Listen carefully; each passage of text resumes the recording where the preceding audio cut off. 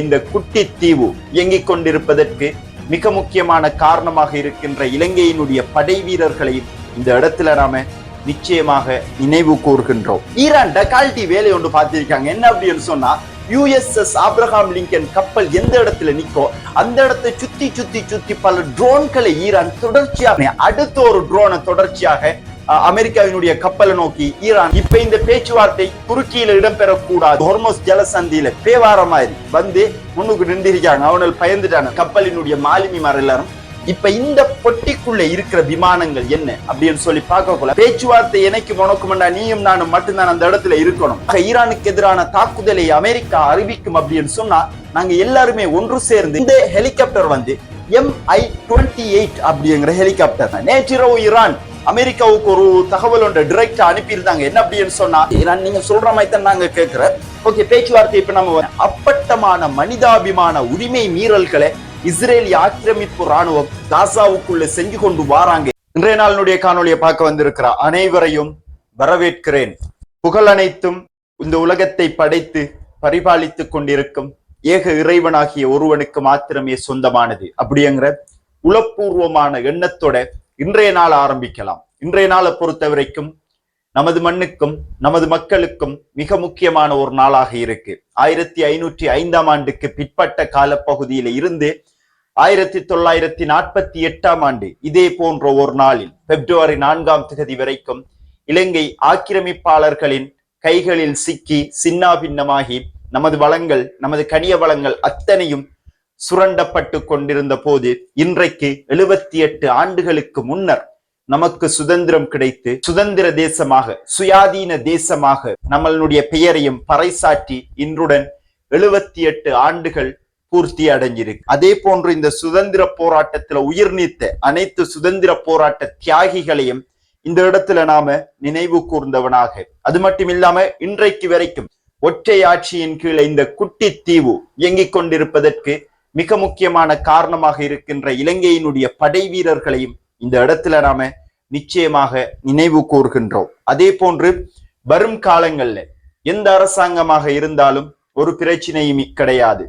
இந்த நாட்டினுடைய முன்னேற்றத்திற்காகவும் நாட்டினுடைய பாதுகாப்பிற்காகவும் நாட்டிற்காக சேவை செய்வதற்கு வரும் காலங்களிலும் நாம் தயாராக இருக்கின்றோம் அப்படிங்கிற பகிரங்க அறிவிப்பையும் இந்த இடத்துல நாம சொல்லிக்கொண்டு இன்றைய நாளினுடைய வீடியோவை நம்ம ஆரம்பிக்கலாம். அந்த அடிப்படையில சோமாலிலாந்து அப்படிங்கிற ஒரு புது நாட்டை இஸ்ரேல் உருவாக்கி இருந்தாங்க. இஸ்ரேலே ஒரு நாடுதானா அப்படிங்கிற கேள்வி இன்னைக்கு வரைக்கும் இருந்து கொண்டிருக்கிற நேரங்கள்ல இஸ்ரேல் ஒரு நாட்டை உருவாக்கினது அப்படிங்கிறது ஒரு வேடிக்கைக்குரிய விடயமாக இருந்தாலும் இந்த சோமாலிலாந்தை பொறுத்த வரைக்கும் கனிய வளங்களாக இருக்கின்ற எரிவாயு, அதே போன்று கடல் வளங்கள், பெட்ரோலிய வளங்கள், கச்சா எண்ணெய் வளங்கள் போன்ற முக்கியமான வளங்கள் இருக்கு. இந்த வளங்களை சுரண்டி எடுப்பதற்காக இஸ்ரேலிய ஆக்கிரமிப்பு ராணுவம் இப்ப சோமாலிலாந்தினுடைய தலைவரோட சில பேச்சுவார்த்தைகளை மேற்கொண்டு வராங்களாம்.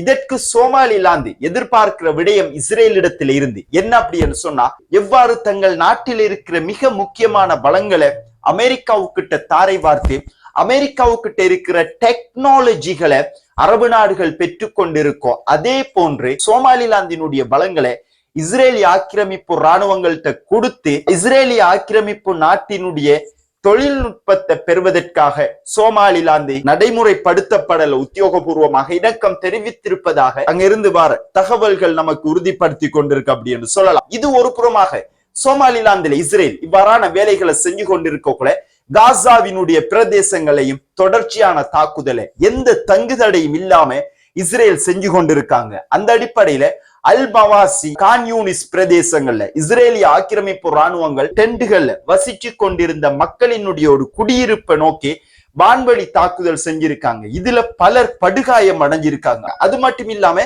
காசாவுல இருக்கிற தூஃபா, ஜைத்தூன் பிரதேசம் ஆகிய இந்த 2 பிரதேசங்களையும் இஸ்ரேலிய ஆக்கிரமிப்பு ராணுவம் வான்வழி தாக்குதல் செஞ்சிருக்காங்க. இதன் அடிப்படையில இன்னைக்கு அதிகாலையில இருந்து முழு காசாவிலையும் 18 பேருக்கு மேல இஸ்ரேலிய ஆக்கிரமிப்பு ராணுவம் படுகொலை செஞ்சிருக்காங்க. தொடர்ச்சியான அப்பட்டமான மனிதாபிமான உரிமை மீறல்களை இஸ்ரேலிய ஆக்கிரமிப்பு ராணுவம் காசாவுக்குள்ள செஞ்சு கொண்டு வராங்க அப்படிங்கிறத இன்றைய நாளினுடைய தகவலும் நமக்கு உறுதிப்படுத்தி இருக்கு அப்படி என்று சொல்லலாம். அது மட்டும் இல்லாம தொடர்ச்சியாக பார்த்தோம் என்ன அப்படின்னு சொன்னா, சவுதி அரேபியா மற்றும் சிரியா ஆகிய இந்த 2 நாடுகளுக்கு இடையிலான கூட்டு வர்த்தக ஒப்பந்தம் இப்ப நடைமுறைப்படுத்துறதுக்கு ஆரம்பிச்சிருக்கு. கடந்த 14 வருடங்களுக்கு மேலாக பொருளாதார சிக்கல் இருந்த சிரியாவுக்கு கடந்த ஆண்டு டிசம்பர் மாதம் அமெரிக்கா தன்னுடைய தடைகளை தளர்த்தி இருந்தாங்க. இதன் பிறகு இப்ப சவுதி அரேபியா புதிதாக தனியார் விமான நிறுவனம் ஒன்றை உருவாக்க போறாங்க. இதுக்கு சுமார் பில்லியன் கணக்குல நிதிகளை சிரியா அரசாங்கத்தோட ஒன்றிணைந்து அபிவிருத்தியை மேற்கொள்வதற்கு சவுதி அரேபியா இணங்கி இருக்காங்க. ஆரம்ப கட்டமாக 12 புதிய விமானங்களோட இந்த விமான நிலையம் உருவாக்கப்பட இருக்கு. அது மட்டும் இல்லாம சிரியாவை பொறுத்த வரைக்கும் சிரியாவினுடைய அலப்போ சர்வதேச விமான நிலையம் தான் முக்கியமான விமான நிலையமாக இருக்கு. இந்த விமான நிலையத்திற்குரிய நிதிகளையும் வழங்குவதற்கு சவுதி அரேபியா தயாராக இருக்கு அப்படின்னு சொல்லியும் குறிப்பிட்டு இருக்காங்க. அது மட்டும் இல்லாம டெலிகாம், ரியல் எஸ்டேட் போன்ற முக்கியமான சிரியாவினுடைய அமைப்புகள் மேலையும் இந்த நிதிகளை இட்டு அவைகளையும் வருங்காலத்துல வளர்ச்சி அடைய வைப்பதற்குரிய வேலைகளையும் சவுதி அரேபியா செஞ்சு கொண்டு வராங்க. சிரியா மற்றும் சவுதி அரேபியா ஆகிய நாடுகளுக்கு இடையிலான வர்த்தக உடன்படிக்கைகள் இவ்வாறு இருக்கக்குள்ள அடுத்தது பார்த்தோம் என்ன அப்படின்னு சொன்னா, யுனைடெட் ஸ்டேட்ஸ் ஆஃப் அமெரிக்காவினுடைய காங்கிரஸ் இன்னைக்கு 2026ஆம் ஆண்டிற்கான பாதுகாப்பு ஒதுக்கீட்டு மசோதாவை நிறைவேற்றி இருக்காங்க.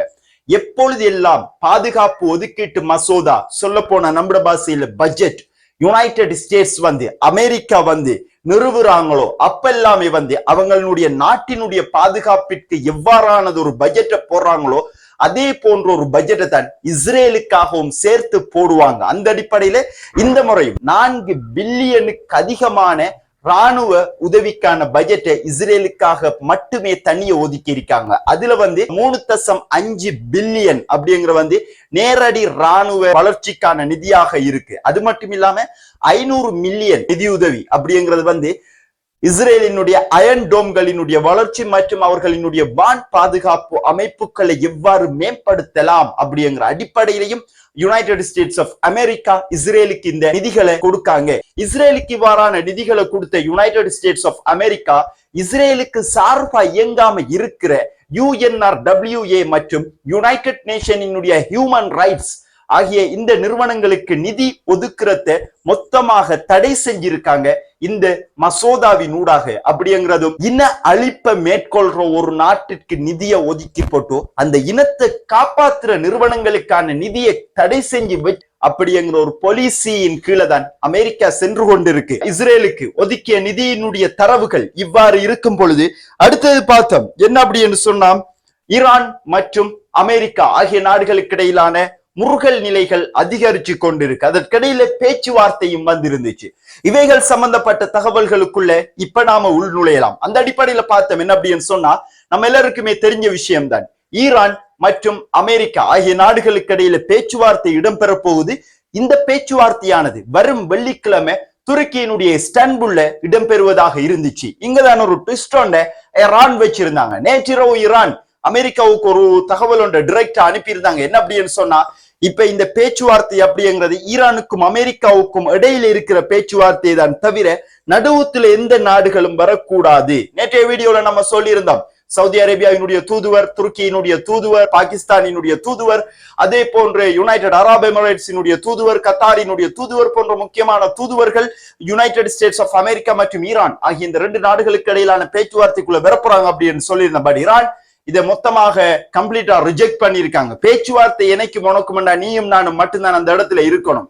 அது மட்டும் இல்லாம இந்த பேச்சுவார்த்தை அப்படிங்கிற நியூக்ளியர் சம்பந்தப்பட்டதாக மட்டும்தான் இருக்கணும். இந்த நியூக்ளியர் சம்பந்தப்பட்டதாக மட்டும் இல்லாம வேறு விதமான, அதாவது அவர்களுடைய பாலிஸ்டிக் மிசைல், அவர்களுடைய ட்ரோன்கள் சம்பந்தமாக அவங்க சார்புல, அமெரிக்காவினுடைய சார்புல பேச்சுவார்த்தை நடாத்துவதற்கு அவர்களுடைய அடிமைகளாக அனுப்பி வைக்கப்பட்டவங்க தான் இந்த தூதுவர்கள். ஆக இவங்க இப்ப ஈரான் கிட்ட கெஞ்சிக்கு நிப்பாங்களே, இங்க பாருங்க, நியூக்ளியர் மட்டும் நமக்கு தேவையில்லை, அதோட சேர்ந்து பாலிஸ்டிக் மிசைலையும் கொஞ்சம் குறைப்போமே பார்ப்போமே அப்படி இப்படின்னு சொல்லி ஈரானினுடைய சைக்காலஜிக்கல் ரீதியாக வார பேச்சுவார்த்தையாளர்களுடைய மனங்களை மாற்றத்துக்கு கொண்டு வரப்பட்டவங்க தான் இந்த அரபு நாடுகளினுடைய தூதுவர்கள். அவர்களுடைய கையாலாகாத அவர்களுடைய அடிமைகள் அப்படி என்று வழங்கின ஈரான் கன்ஃபார்மாக இவங்க எல்லாருமே ரிஜெக்ட் பண்ணிட்டாங்க. அது மட்டும் இல்லாம இன்னொரு முக்கியமான விடயம் இந்த பேச்சுவார்த்தை சம்பந்தமாக ஈரான் எடுத்திருக்காங்க. என்ன அப்படின்னு சொன்னா, துருக்கியினுடைய இஸ்தான்புல்ல இந்த பேச்சுவார்த்தை இடம்பெற இருந்துச்சுன்னு இப்ப இந்த பேச்சுவார்த்தை துருக்கியில இடம்பெறக்கூடாது. ஓமானினுடைய தலைநகரமான மஸ்கட்ல தான் இந்த பேச்சுவார்த்தை இடம்பெறணும் அப்படிங்கிற ஒரு அறிவிப்பையும் அமெரிக்காவுக்கு ஈரான் வழங்கி இருந்தாங்க. அந்த நேரங்களில் சர்வதேச ஊடகங்கள் சொல்லி கொண்டிருந்தாங்க என்ன அப்படின்னு சொன்னா, இவ்வாறான கண்டிஷன் எல்லாம் ஈரான் அமெரிக்காவுக்கு வைக்குதே, அமெரிக்கா இதெல்லாம் ஏற்றுக்கொள்ளுமா அப்படின்னு சொல்லி அவங்க கேட்டிருந்தாங்க பல ஊடகங்கள். உடனடியாக அமெரிக்கா சொன்னோம், ஓகே நீங்க சொல்ற மாதிரி தான் நாங்க கேட்கிற, ஓகே பேச்சுவார்த்தை இப்ப நம்ம ஓமானுக்கு மாற்றுவோம் அப்படிங்கிற அடிப்படையில் உடனடியாக அமெரிக்கா வரும் வெள்ளிக்கிழமை இஸ்தான்புல்ல நடக்க இருந்த பேச்சுவார்த்தையை ஒமானினுடைய மஸ்கட்டுக்கு மாத்தி இருக்காங்க. ஒரு புறமாக பேச்சுவார்த்தையினுடைய நிலைமைகள் இருந்தாலும் இன்னொரு புறமாக அனல் தெரிக்கிற சில விடயங்கள் மத்திய கிழக்குல நடந்து கொண்டிருக்கு அப்படின்னு சொல்லலாம். இருதரப்பும் அதை செஞ்சு கொண்டிருக்காங்க. என்னென்ன அப்படிங்கிறத பார்க்கலாம். அந்த அடிப்படையில இந்த புகைப்படத்தை நீங்க பார்க்கலாம். இது ஜோர்டான்ல இருக்கிற அமெரிக்காவினுடைய முவாஃபக் அப்படிங்கிற ஏர்பேஸ். இந்த ஏர்பேஸ் கொஞ்சம் ஜூம் பண்ணி பார்த்தோம் அப்படின்னு சொன்னா, இப்ப இந்த பொட்டிக்குள்ள இருக்கிற விமானங்கள் என்ன அப்படின்னு சொல்லி பார்க்கக்குள்ள F-15E அப்படிங்கிற விமானம், ஒரு டசன் விமானம் இதுல இருக்கு. 12 விமானங்களை இப்ப அமெரிக்கா ஜோர்டானினுடைய ஏர்பேஸ்ல கொண்டு நிறுத்தி இருக்காங்க. அது மட்டும் இல்லாம அதே மாதிரி மத்த சைட்ல ஜூம் பண்ணி பார்த்தோம், ஒரே ஏர்பேஸ் தான் இது. மத்த சைட்ல இருக்கிற பொட்டியை ஜூம் பண்ணி பார்த்தோம் என்ன அப்படின்னு சொன்னா, இதுக்குள்ள கிட்டத்தட்ட A-10C அப்படிங்கிற 9 விமானங்கள் இதுல இருக்கு. இது எல்லாமே ஃபைட்டர் ஜெட்கள். ஆக ஃபைட்டர் ஜெட்களை தொடர்ச்சியாக அமெரிக்கா மத்திய கிழக்கினுடைய ஏர்பேஸ்களை நிலைநிறுத்துற வேலைகளை தொடர்ச்சியாக செஞ்சு கொண்டே இருக்காங்க அப்படிங்கிறத இது நமக்கு உறுதிப்படுத்துது அப்படின்னு சொல்லலாம். ஓகே, இவ்வாறு அமெரிக்கா இந்த வேலைகளை செஞ்சு கொண்டிருக்கும் பொழுது இன்னொரு புறமாக ஈரானுக்கு மிக வலுவாக இருக்கிறது எது? இப்ப இந்த யுத்தத்தை பொறுத்த வரைக்கும் ஈராக்கினுடைய படைக்குழுக்கள், பாப்புலர் மொபைலைசேஷன் போர்சஸ், மொத்தமாக ஈரானுக்கு எதிரான தாக்குதலை அமெரிக்கா அறிவிக்கும் அப்படின்னு சொன்னா, நாங்க எல்லாருமே ஒன்று சேர்ந்து அமெரிக்காவுக்கு எதிரான இஸ்ரேலுக்கு எதிரான யுத்தத்தை நாங்க அறிவிப்போம் அப்படிங்கிற ஒத்த பிடியில மிக வலுவாக கட்டமைக்கப்பட்ட அமைப்பாக ஈராக்குக்குள்ள ஈரானினுடைய துணை ராணுவ பிரிவான பாப்புலர் மொபைலைசேஷன் போர்சஸ் ஈராக்கினுடைய படைக்குழுக்களோட ஒன்றிணைந்து வேலை செஞ்சு கொண்டு வராங்க. இப்ப இதை பிரிக்கணும் அப்படின்னு சொன்னா தொடர்ச்சியாக நம்ம சொல்லி கொண்டு வரோம், அமெரிக்காவினுடைய கவர்மெண்ட் ஈராக்குக்குள்ள இருக்கணும் அப்படின்னு சொன்னா, இப்ப வரப்போற ஆட்சி மாற்றத்துல நூரியல் மாலிக்கினுடைய கவர்மெண்ட் வரக்கூடாது. அப்படி வந்தா மீண்டும் இன்னைக்கும் அமெரிக்கா சொல்லி இருக்காங்க ஈராக்குக்கு. பல வீடியோக்களை நாம பார்த்து கொண்டு வரோம். என்ன சொல்லியிருக்காங்க அப்படின்னு சொன்னா, நூரியல் மாலிக்கை நீங்க நியமிச்சீங்க அப்படின்னு சொன்னா உங்களோட ஈராக்கினுடைய மொத்த பொருளாதார கட்டுப்பாடு எங்கள்கிட்ட இருக்கு, அதை மொத்தமாக நாங்க இல்லாம ஆக்கிடுவோம். இன்னைக்கு வரைக்கும் ஒரு நாட்டை அடிமைப்படுத்தி வச்சிருக்கிறது அப்படிங்கிறது எவ்வளவு ஈஸியாக நமக்கு இதுல வழங்குது பாத்தீங்க தானே. ஈராக்கினுடைய மொத்த ஆயில் கண்ட்ரோலும் எண்ணெய் ஏற்றுமதி இறக்குமதி கண்ட்ரோலும் அமெரிக்காவோட கையில இருக்கு அப்படிங்கிறத பழைய வீடியோக்கள் நாம விரிவாகவும் தெளிவாகவும் பார்த்திருந்தோம். அதே மாதிரி நியூயார்க் பெடரல் ரிசர்வ் பேங்க்ல இருக்கிற ஈராக்கினுடைய எண்ணெய் ஏற்றுமதி இறக்குமதி வருவாயை மொத்தமாக நாங்க தடை செய்வோம் அப்படின்னு சொல்லி அமெரிக்கா மிரட்டி கொண்டு இருக்காங்க, இன்னைக்கும் மிரட்டி இருக்காங்க. அந்த அடிப்படையில ஈராக்குக்குள்ள அமெரிக்கா எப்படியாவது ஆட்சி மாற்றத்தை கொண்டு வரணும் அப்படின்னு சொல்லி துடிச்சு கொண்டு இருக்கிற இந்த நேரங்கள்ல மிக முக்கியமான ஒரு விஷயம் நேத்து நடந்திருக்கு. என்ன அப்படின்னு சொன்னா, இப்ப யுனைடெட் ஸ்டேட்ஸினுடைய USS ஆப்ரஹாம் லிங்கன் அப்படிங்கிற கப்பல் 1400 கிலோமீட்டர் ஈரானினுடைய கடற்பரப்புகள்ல இருந்து பின்னாடி இருக்காங்க அப்படிங்கிறத நேற்றைய வீடியோல நம்ம பார்த்திருந்தோம். நீங்க எவ்வளவுதான் பின்னாடி போனாலும் பிரச்சனை இல்லை, அமெரிக்கா உங்களோட கப்பலை தேடி தேடி தேடி நாங்க வந்து கொண்டே இருப்போம் அப்படிங்கிற மாதிரி ஈரான் டக்கால்டி வேலை ஒன்று பார்த்திருக்காங்க. என்ன அப்படின்னு சொன்னா, USS ஆப்ரஹாம் லிங்கன் கப்பல் எந்த இடத்துல நிக்கோ அந்த இடத்தை சுத்தி சுத்தி சுத்தி பல ட்ரோன்களை ஈரான் தொடர்ச்சியாக அனுப்பி கொண்டு இருந்திருக்காங்க. இதை நேத்து தான் அமெரிக்கா கண்டுபிடிச்சிருக்காங்க. கண்டுபிடிச்ச உடனே ஒரு ட்ரோனை சுட்டு வீழ்த்தி இருக்காங்களாம். ஷாஹித் 136 அப்படிங்கிற ஒரு ஈரானிய ட்ரோனோட சுட்டு வீழ்த்தி இருக்காங்க. அப்படின்னு போட்டு பாத்தீங்களா, எங்களுக்கு மேலால வந்த ட்ரோனை நாங்க சுட்டு வீழ்த்திட்டோம் அப்படி இப்படின்னு சொல்லி ஊடகங்கள் தான் தகவலை சொல்லி கொண்டிருந்தாங்க. ஆனா அமெரிக்கா என்ன சொன்னாங்க, நாங்க இப்ப இன்டர்நேஷனல் வாட்டர்ஸுக்குள்ள இருக்கோம், அதாவது சர்வதேச கடற்பரப்புகள்ல இருக்கோம், எங்களுக்கு அச்சுறுத்தலாக ஒரு ட்ரோன் ஒன்று வந்துச்சு, அதை நாங்க சுட்டு வீழ்த்தி இருக்கோம் அப்படின்னு சொல்லி அமெரிக்காவை உறுதிப்படுத்தி இருந்தாங்க. விட்டுருவானா ஈரான்? விடலையே. இந்த தாக்குதல் நடந்த உடனே அடுத்த ஒரு ட்ரோனை தொடர்ச்சியாக அமெரிக்காவினுடைய கப்பலை நோக்கி ஈரான் அனுப்பி இருக்காங்கிறத ஈரான் உறுதிப்படுத்தி இருக்காங்க.